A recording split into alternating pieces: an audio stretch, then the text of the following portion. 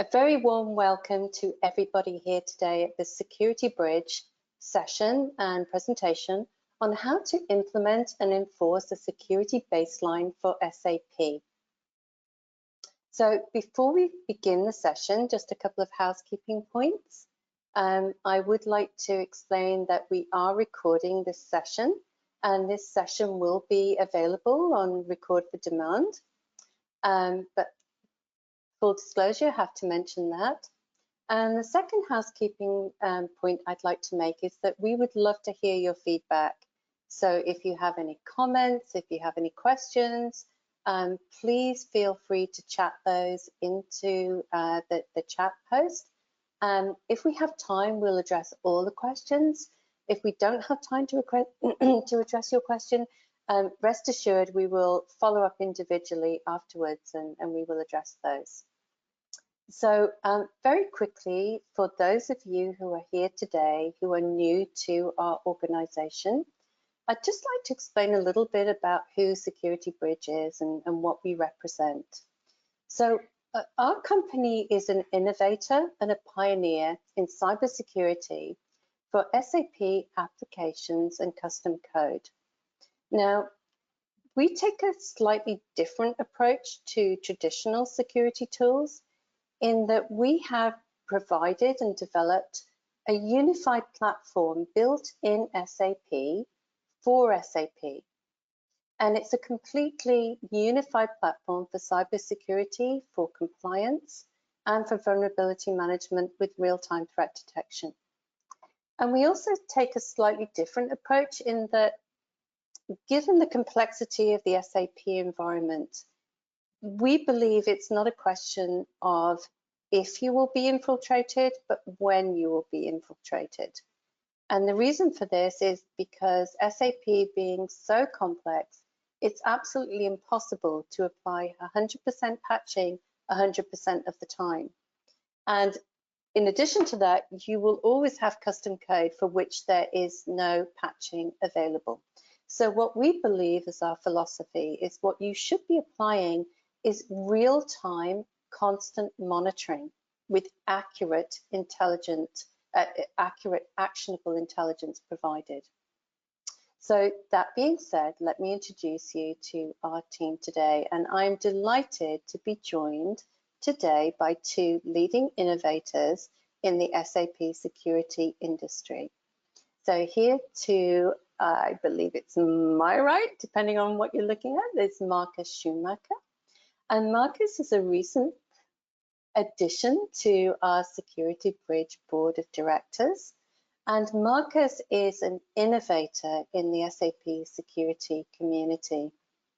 And Marcus, I think you may speak to this, I think, during the presentation, but I think one of your your directives of joining the SAP, the SecurityBridge board, is that you believe in having a unified approach to a platform approach to SAP security. And I know you're going to touch on that during the presentation. So delighted to be joined by Marcus, and also delighted to be joined by Christoph Nagy, again, another innovator in the SAP community. And Christoph is the CEO of SecurityBridge, and again, another founder of SAP Security, and driving the SAP security community forward. So with that being said, my name's Elizabeth Murphy. I'm the VP of Sales, and I lead sales and partner management here at SecurityBridge. So on to our session. So the key focus of our session here today is what is a baseline purpose for SAP security? Guys, can you expand on this and tell us, what's the foundation of this strategy? Absolutely. Thanks for the introduction, Elizabeth. And it's a great pleasure to be here today and to speak with Marcus together on the purposes of baselines and what are baselines actually in the context of SAP. And I think this already sets the ground. I think we need to quickly let's say, streamline the understanding on what baseline means, because while speaking to a few customers and organizations, I anticipate that this is there's not always the same understanding. So first and foremost, let's quickly have a look into how the industry defines a baseline real quick. So for instance, if you look at the NIST cybersecurity or security control baseline, NIST defines a baseline as the set of minimum security controls defined for a low impact, moderate impact, or high impact information system. And they also add here further down, this set of security controls is intended to be the initial security control set selected for a specific system once the system's security categorization is determined. Now, that's clearly saying we have a categorization of systems by low, moderate, and high impact, and then we apply, and then the framework applies different baselines to it. Now, other vendors than SAP have a different understanding of it. That's probably also the root cause of the confusion. So let's have a quick look at what Microsoft thinks about it. So Microsoft is very straightforward on that. So let's neglect the text here. I think it's only relevant what they are saying here in that highlighted area. A security baseline is a group of Microsoft recommended configuration settings that explains the security impact. So it's basically a recommendation by the vendor. Now, Marcus, a question to you. How did you understand that the industry takes a baseline or understands the baseline before we look at what SAP says about it? Well, I used the idea of baselines in the past when we talked a few days before about this session. I have found my old book and I added a stamp here. We have written that book with 3 colleagues in 2009. And it's about secure ABAP programming, how to write secure ABAP code. And in that book, there's another stamp. We say, you cannot read that, but I will read it out, that you have 1 security defect in 2,000 lines of ABAP code. That's a metric. However, we found that in initial assessments. So nothing has happened at the customer before. There have been no efforts of thinking about secure ABAP programming in that case. And it's no surprise that nearly everyone has that number. And this number is not good because having, if you think that the average SAP system has about 2 million lines of ABAP code, that's not really nice. That's nothing nice to have. And if you go back to your slide and see the steps, this metric shows you that are you on the bottom left, you start here. The metric helps you to understand how to reduce risk from high to medium to low by adding more and more controls. And that's how I understand a baseline with an example. So you have a metric, you have a value, which should be something that most people have starting at a certain point. And then we use it to improve it. That's my practical example to this.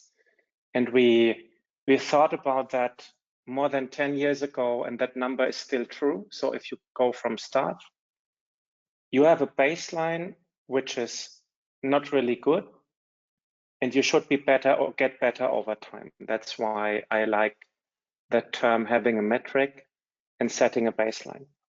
And with external, so when we stick to the example of ABAP code security, so with external developers that are introducing new coding lines on a daily basis, so that also means you continuously become worse instead of better. Like we want to be here on that step model, right? We want to be, we're getting clean and we're staying clean to go to a lower risk. So this is also worth mentioning here that we need to implement this in a continuous innovation cycle, this baseline approach, to get there where we want to be. Yeah, the key idea here is that I have just presented one example of a metric. There might be many others as defined by the standards that you have just, or the organizations that you have mentioned. Customers might have their own standards that can be different, but I also see industry best practices where you should not discuss that a password length, as an example, for another metric should be in your baseline. Whether the value is 8, 12, or 16 might depend on your industry, but that's another example for not a code setting, but a configuration setting.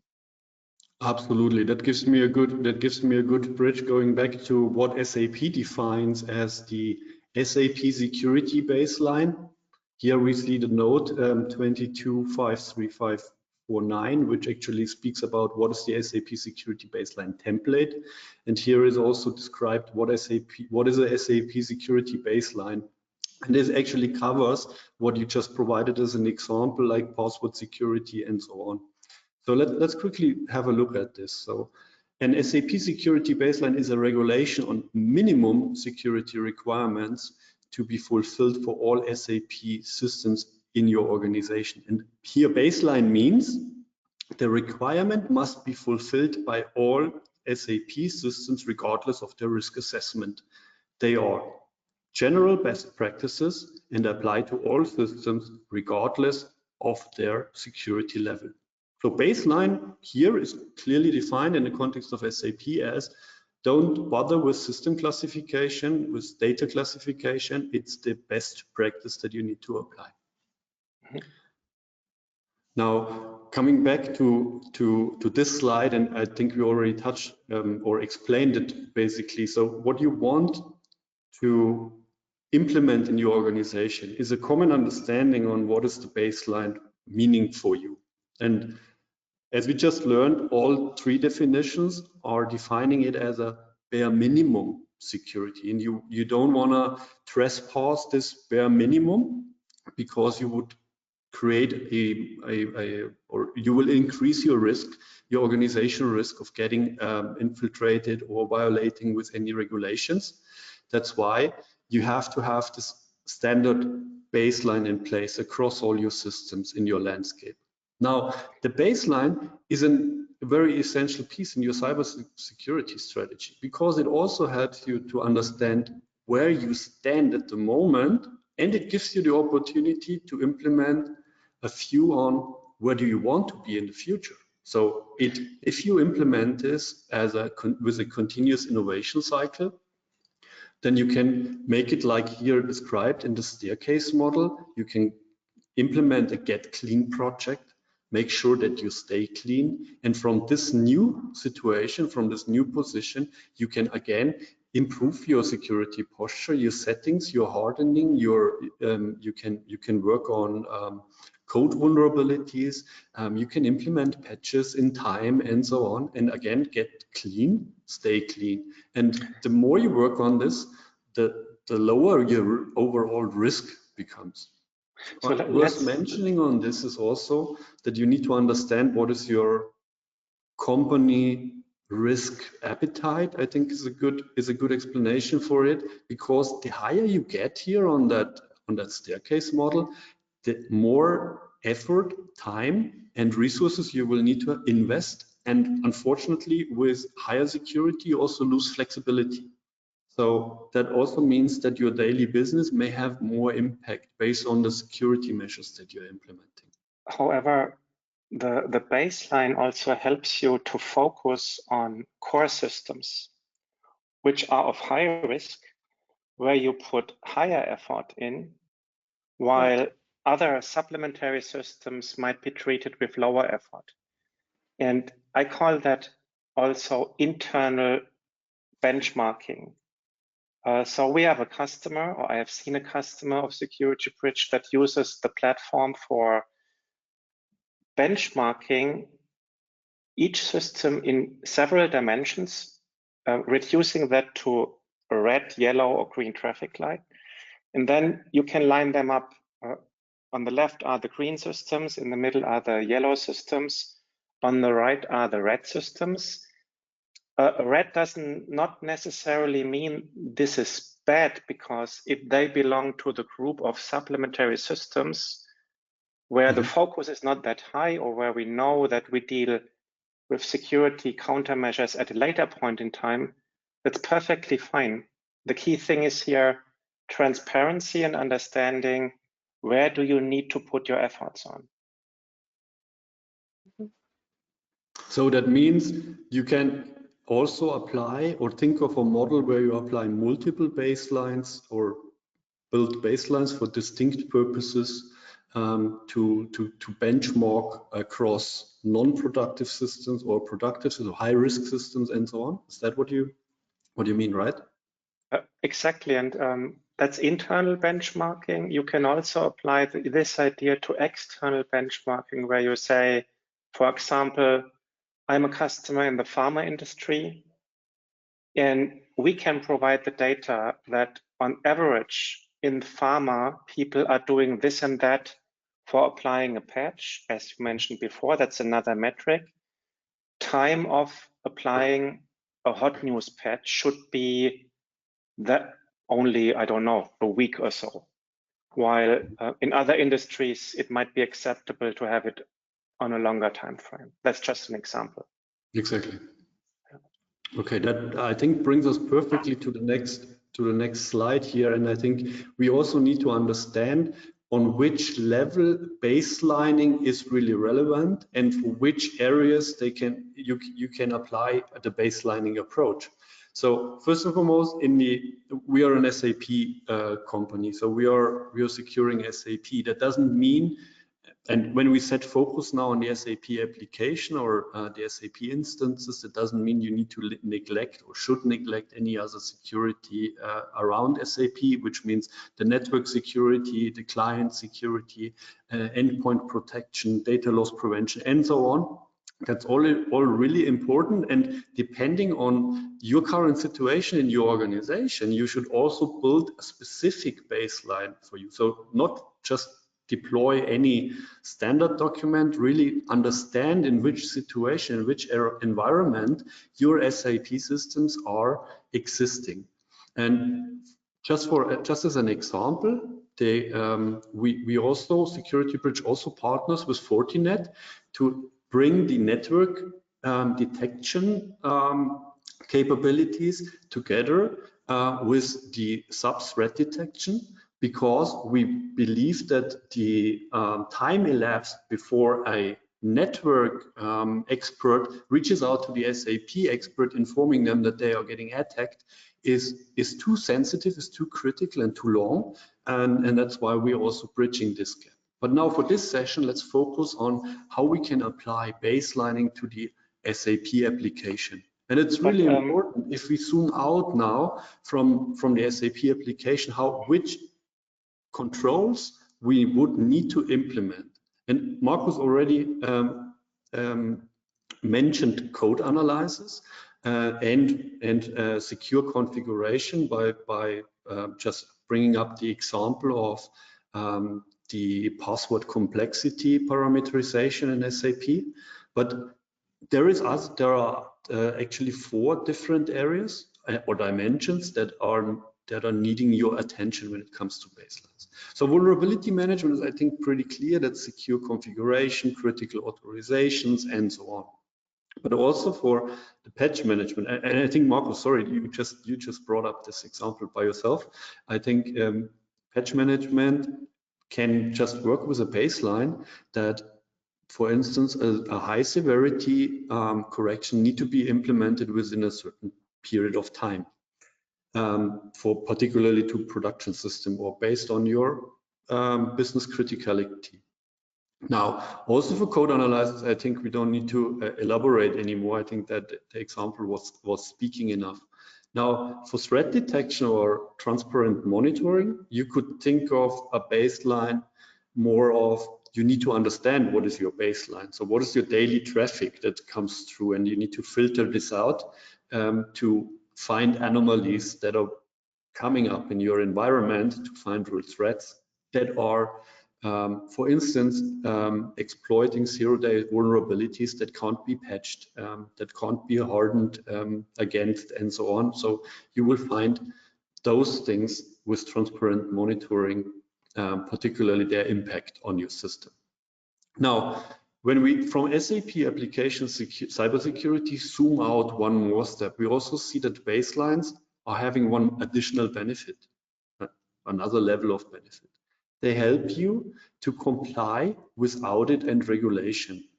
And I think it's worth mentioning that audit and regulations are more and more posing a threat to organizations due to the significant fines that are applied. So from 25th of May 2018, if I'm not mistaken, GDPR became into effect.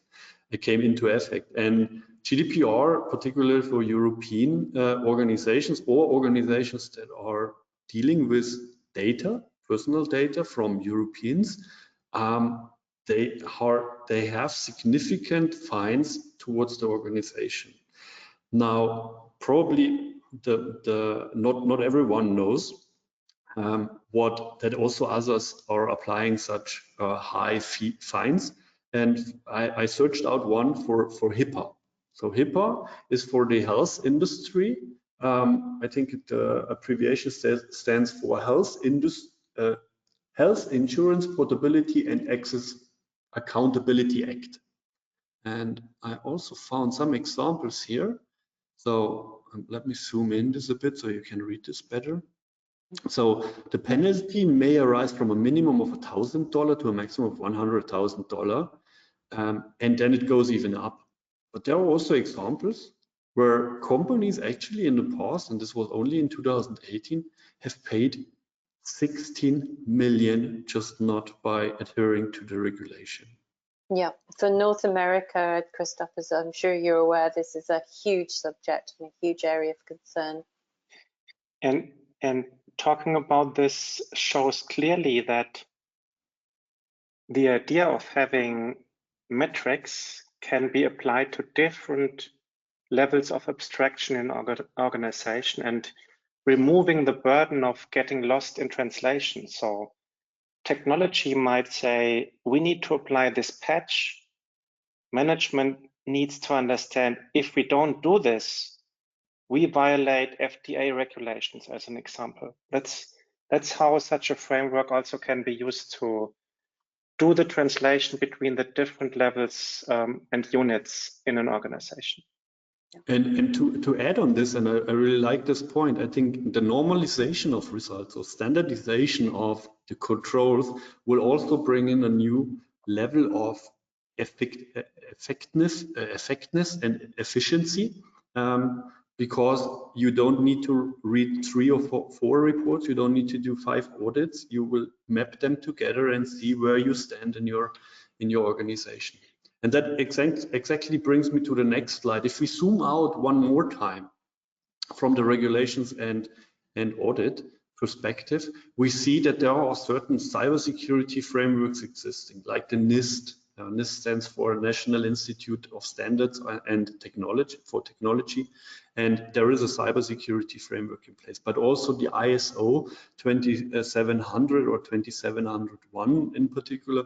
They are really the frameworks that the enterprise risk management wants to look at, particularly the CISO, the Chief Risk Officer, or the CIO, that are reporting to the CEO. They want to implement certain controls, they want to have dashboards, they want to understand how this can be can come together into the entire enterprise risk management. And now again, reminding you, the baseline is the foundation for everything, and the baseline in particular SAP systems allows you then also to create the missing link. So we started in our journey here in the slide deck from the systems from the bottom. Then we talked about the controls. We touched on regulations, and those are individual to you, to your enterprise, to your industry, and industry sector, and then particular cybersecurity frameworks, and all need to interlink with a holistic view on the enterprise risk management.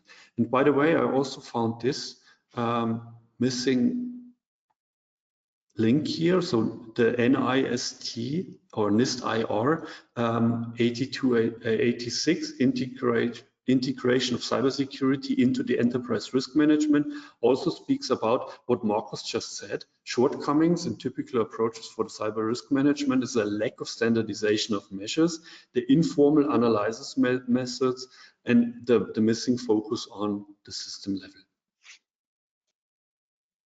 So that has been a lot of theory.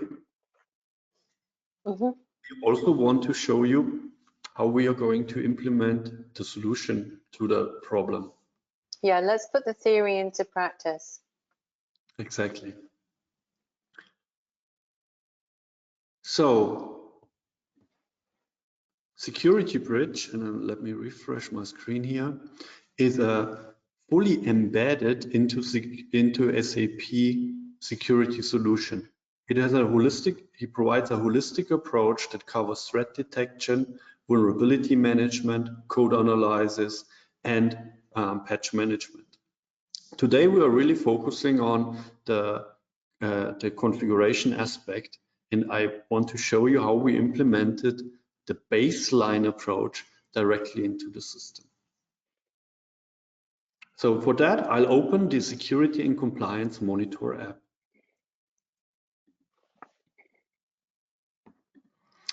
Here, in my overview, I can see my landscape overview first and foremost. I see I have 4 instances, and my demo lab only consists of a line with 2 tiers, production and development, and some sandboxes that are based on S/4HANA. Now, what I can also toggle here is, and you probably already seen this, is I can switch between different baselines. So I can apply I can have a look at my payment card industry baseline. If this is one regulation, and obviously only 2 of my 4 systems are audited against against the specific baseline. So now I can directly go into the result level for the payment card industry regulation. But I also have a standard SecurityBridge configuration or baseline that is always shipped as of installation. And this is really the key aspect. The solution implements and has directly a baseline in place. So it really helps you to jump from your maturity level directly to a real mature level, and you can really assess your system in no time and understand where do you have shortcomings in your authorization management, in your configuration. Christoph, is this, can I think of this as the collected expertise of you and your team that you collect here or capture in the tool and make it available? I say it, simplifying it literally by clicking a button. Exactly. So the foundation, and it has started with like the security checklist from the German user group of SAP. It was already enhanced multiple times through the security baseline recommendations that SAP provided and that we just showed. And we are also collecting the best practices from our customers and from the industry as such, and delivering this as a mashup in the standard security baseline of SecurityBridge. And we keep this continuously updated. So this baseline also receives updates. So you can also use this basically as a copy template. You can audit and benchmark your systems against this best practice. This is not necessarily the definition of the minimum baseline, but you can see how close you are at the best practice, industry best practice with all your systems across your landscape. So definitely yes. Now, what we also can do here, now we can dive into one of these instances and immediately understand what happens here. So we see that we are currently in our SP1 development system, and we are looking at the results for the payment card industry audit. And we see that we have implemented, or we have ran 150 checks, while 60 of them are coming back with an error state. That is not really good. We have only 2-star out of a 5-star rating. And we can see that we have a down pointing trend, which is also not giving me confidence that this is getting any better. Now, also, what we see here is our areas of responsibility. We understand an SAP organization always is structured in certain responsibilities. You have an authorization management team, you have data protection requirements, you have the development, identity and access management, and of course the persons and team that are configuring the system, the SAP basis team. And also here you can see a security, maturity, trend, what is that? Control that tells you in which areas you need to focus the most. Now, diving into this is also very interesting, because this is definitely not the level that you need to get things fixed. That's maybe the level that the management looks for, but if you want to get things fixed, you need to dive into the details. Now, here you can now we are looking at a compliance check. A compliance check in this example that deals with critical authorization assignments, and we see multiple checks here, and some of them are green, some of them are running on error. We also see an immediate risk description and understand what this compliance check helps you to mitigate. If we are not clear with that description, we also have a direct integration to our knowledge base that gives us even more information about the individual use cases that are checked. How as a customer can I configure this, and so on. This is all described in our knowledge base, directly integrated into the solution. Christopher, a quick question. This is accessed through a browser, and Elizabeth mentioned earlier it's implemented in SAP for SAP. What's the technology used here? Thanks for asking. This is a really good question. So what you see here, and probably a lot of SAP customers have already recognized this is SAP Fiori. So that's a full-fledged Fiori front end based on SAP UI5. And it is hosted on, even the UI that you see here is hosted on an SAP system. I can show the architecture real quick also then in the configuration app. That's a good point. Let's quickly do this. So we have seen now the compliance check. Now coming to the architecture, and I also wanted to show how easy it is to create a new baseline, by the way. So let's go into the settings app for 1 second to conclude on the answer provided. Now, in our system overview, we see the connections, and we see that there is one controller and there are multiple agents. And all of those are SAP instances. And the controller here is also the host of our UI and the host of our central configuration that we can deploy. That means, Christoph, there's no additional hardware needed. You can install that on any existing SAP system, right? Absolutely correct, yes. Okay. And that's a key point, because where you introduce another architecture, then you increase the landscape and the attack surface. Exactly. So the entire platform runs on trusted technology that SAP customers already embrace within their landscape, and we are filling a gap of the gap of cybersecurity as an add-on within the standard product. Now, to also come back to the point of how easy it is to create our own configuration or a baseline configuration for specific needs or for the bare minimum security checks, I can directly in the settings app go to baselines and create a new one here.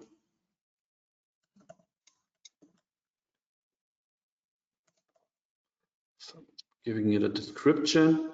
Now I have the ability to create my own checks based on predefined configuration and compliance checks, for instance, based on critical authorizations, based on security audit log checks. And this is really now up to the customer, up to me to define what is relevant, what should be checked, what should be the base of my benchmark when I check against the system. For instance, my regulation and so on. Now, I'm typically lazy, so what I would do is I would actually copy a baseline, and I would use our standard baseline, and I copy it to our new minimum baseline. This takes just 1 second. Successfully copied, wonderful. And now we have not to start from the ground, but we can really start from a already predefined configuration, and we can go to change mode here and see that we can now choose which critical authorizations and profiles are configured, which critical transactions for table display are configured. We can just add them as we want or deactivate those. Obviously, also if you look at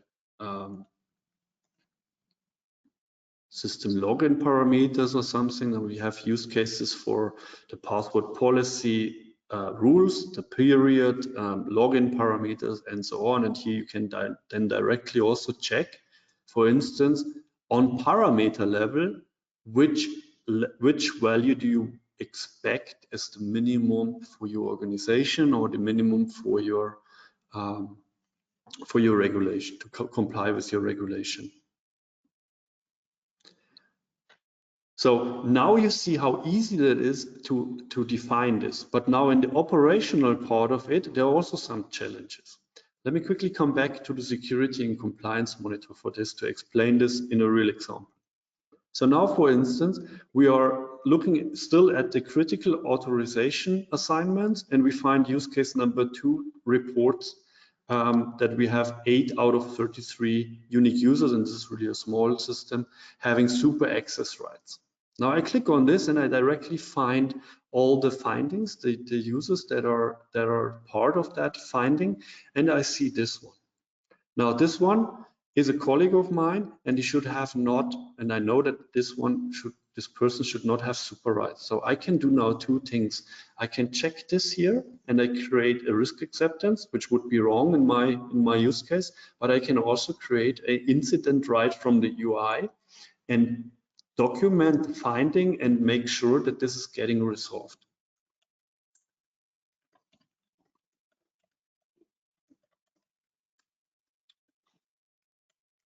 So that means that it's not only showing that things are wrong, there's also sort of a workflow integration to get it fixed, right?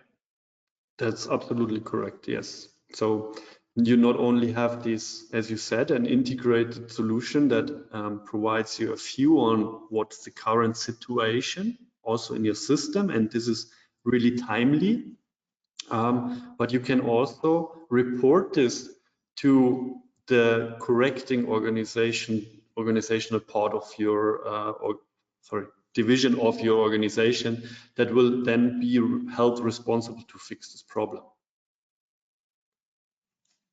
But also, and I just showed that I can also create a risk acceptance, and also the risk acceptance process is very important in organizations, especially because it is always often used also for a period of time to get things fixed, because SAP systems are typically running on a high availability policy.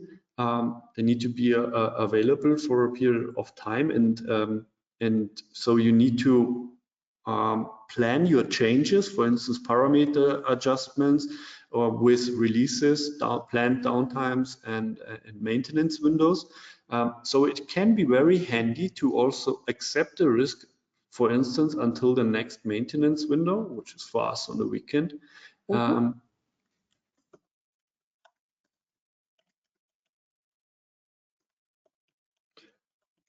And I can now accept the risk until next weekend, and it will not appear anymore in the management dashboard. It will become green, this particular finding.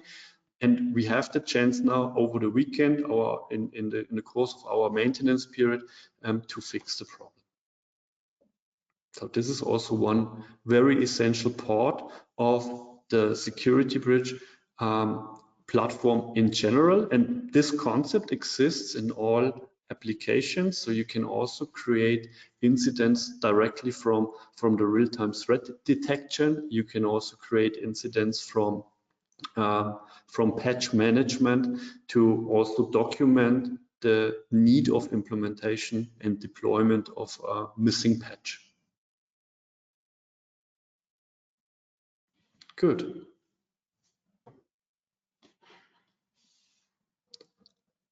So again, SecurityBridge is not only covering secure configuration, it also analyzes your code, custom code vulnerabilities. It also looks at real-time threat detection and missing patches. But the baseline approach and the concept of reporting, documenting, or even accepting a risk is fully embedded in the platform. And by the way, the security and compliance monitor that you've just seen also integrates with other components, which means you can also see coding vulnerabilities on a statistical level to assess the risk of your system and to understand the risk at your system at a first glance. And I think, Christoph, that this really resonates with many CISOs that we speak to, that talk about the importance of a unified platform approach, and platform is always the preference. Absolutely. It makes a lot easier. It makes life a lot easier, and it also helps, because you mentioned CISO, to bridge the gap between the security teams and the SAP teams that are typically not speaking the same language. But if they are looking at findings that are transparent to both of them, then I think they can find a common ground and work together and implement an effective security operation. Absolutely.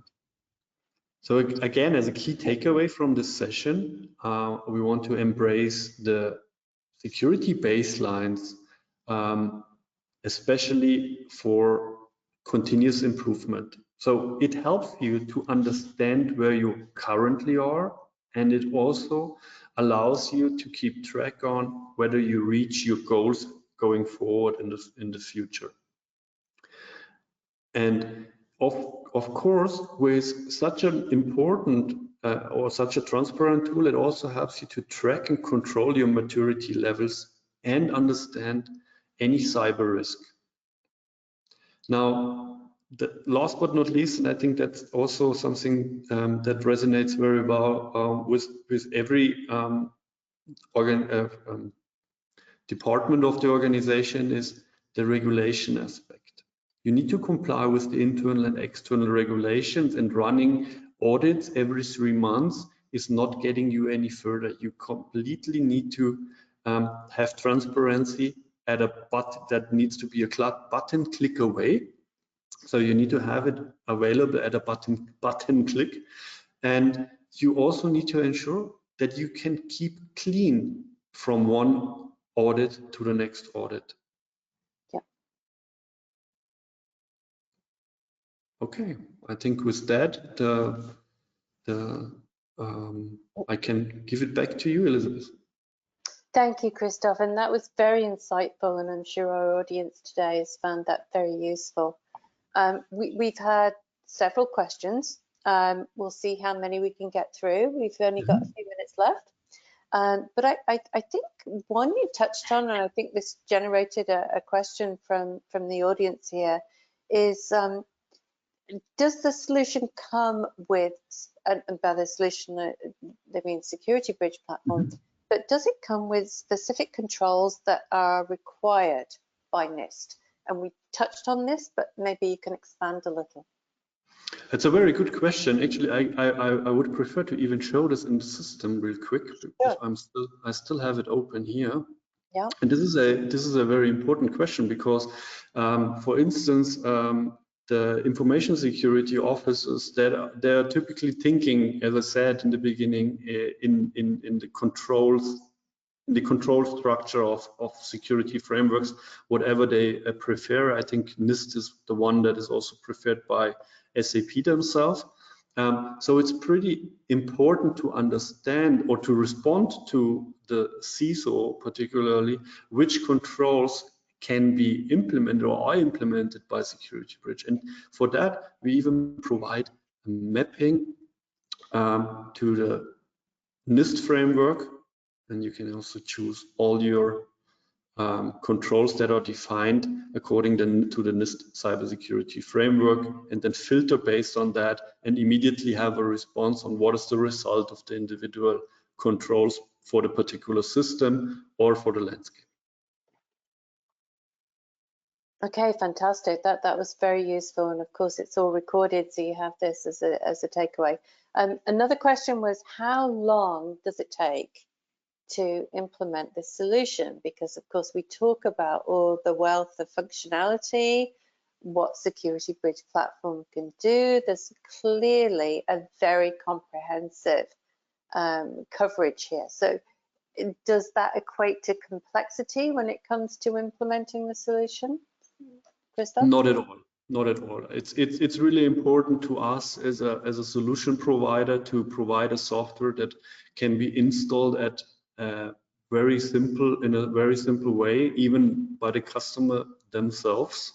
We provide sophisticated documentation. We're happy to guide the customer at the first installation. By the way, we also provide test installation or proof of value installations where the customers can test the SecurityBridge platform in a live environment to understand the security posture and also to understand the benefit of the solution.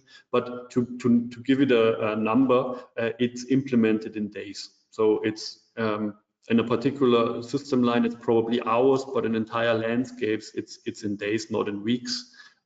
So it ships as a transport, as a saint installation, and configuration is mainly done with guided procedures, and it's very easy, and that is not a significant effort. What is really essential mentioning here is it ships pre-configured. So we've seen that standard baseline. We also have the same for the sensors, the threat detection sensors. We come with use cases pre-shipped, and they can just be activated and applied, and directly after the installation, the system is up and running to protect the environment. Christoph, in my advisory role, I also play or have the view of the market.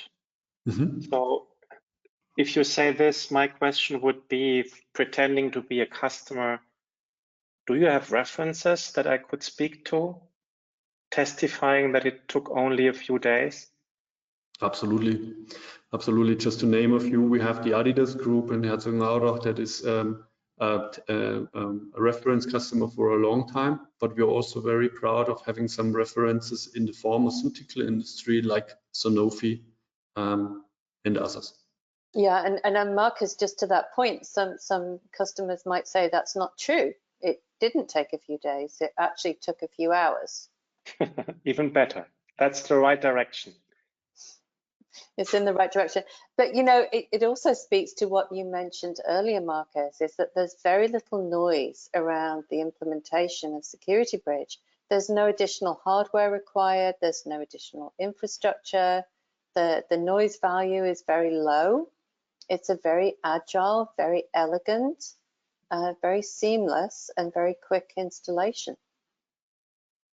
And, you know, prior to COVID, we were actually doing these installations remotely anyway. But of course, with COVID, that kind of forced the hand for everybody. But for us, it was simplicity because we were already doing that.